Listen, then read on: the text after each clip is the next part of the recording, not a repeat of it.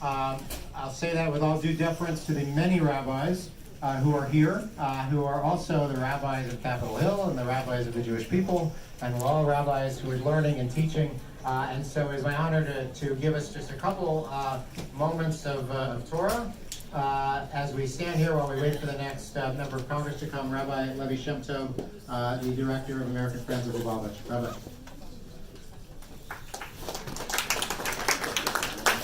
Thank you, William. I don't know the list, but I definitely saw my friend Rabbi Tesner on the way in, and my good friend David, Rabbi David Saperstein, who's here, who, I want to tell you something. They may call me the Rabbi of Capitol Hill, but you can't ignore this powerhouse right here.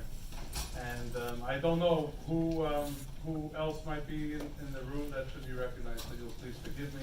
I'm not calling you an Erev Yom Kippur, I'm asking you right now. I think it's very interesting that, as the Lubavitch Rebbe said, he quoted the founder of Chabad, Rabbi Shneur Zalman of Liadi, who said, you have to live with the times.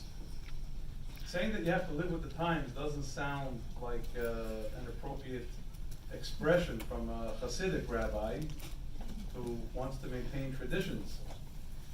But what he meant was that whatever we do in our lives, we have to live with what's being read in the Torah at that particular time. And what we read in the Torah is Parshas Vayakhel, talking about how Moses gathered all the Jewish people together and gave over to them the law that he had heard from God. And Vayakhel and Pekudei, the two portions in the Torah that follow, Pekudei follows Vayakhel at the end of the second book of Exodus, have two seemingly opposite themes. One's talking about the whole community. The second is Pekudei means little details. Details of how the tabernacle was built and established.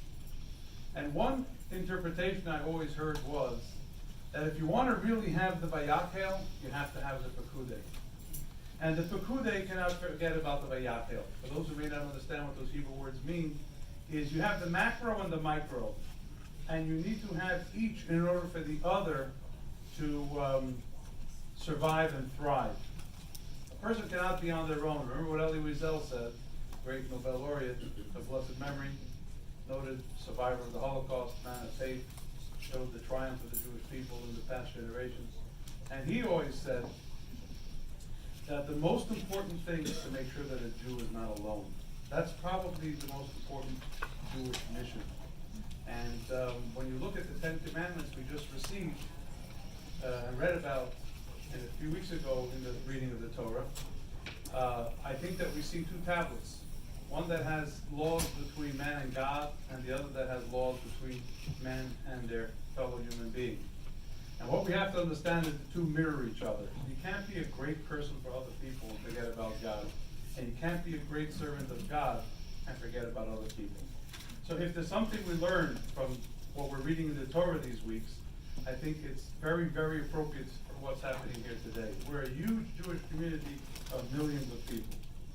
Some people have certain challenges in their lives that God gave them, which makes them seem different.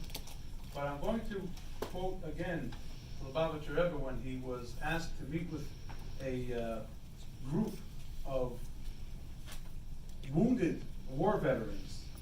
They were called handicapped war veterans.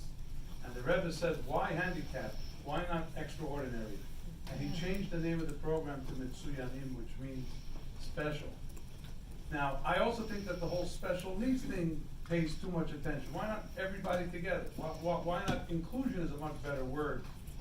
Something that underscores how this micro, this individual, is an integral part of the macro. And that we, the macro, the Jewish community, and you do see support for this across the Jewish community, wingtip to wingtip, everybody is involved and everybody is supportive. This is one of those rare things we all agree on.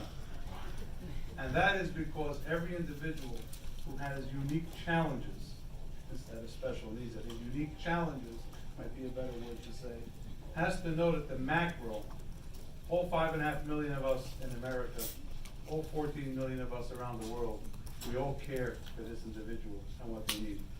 So I think that I'm going to shock William and end early, but, because I sometimes run over my allotted time. But I just wanted to say, everybody here is very busy. This is a collective few hundred hours, maybe 1,000 hours, if not more, have been spent today by this group in making sure that people understand that every human being is a child of our Creator and has that godly spark, that micro, for which the macro is responsible to see that everything is done in order to nurture it. So that's about all I want to say today. William, every year this gets bigger, bigger, and bigger. Next year, if we're not in Israel, Shana B'Yerushalayim, but if we're not, the caucus room. All right.